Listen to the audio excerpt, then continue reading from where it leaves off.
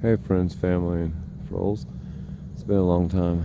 It's January 20th, 2019. I can't go no farther. Oh, it's 5:24 p.m.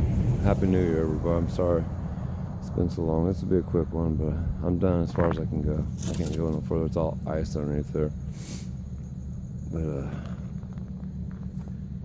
we got lucky with a heavy rain for a whole day right before the storm, which is supposed to have been snow and ice. But we ended up still getting about 5 inches, which the wind got up to 45 mile an hour and blew. We had an instant freeze. We had water everywhere, solid ice. So we got really lucky, except for shoveling all this.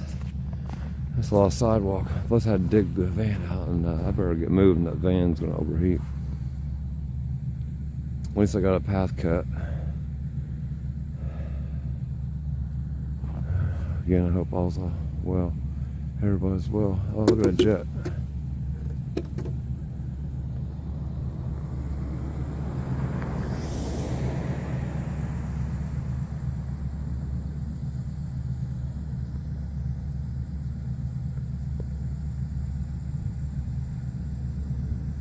I got a bunch of videos I want to upload.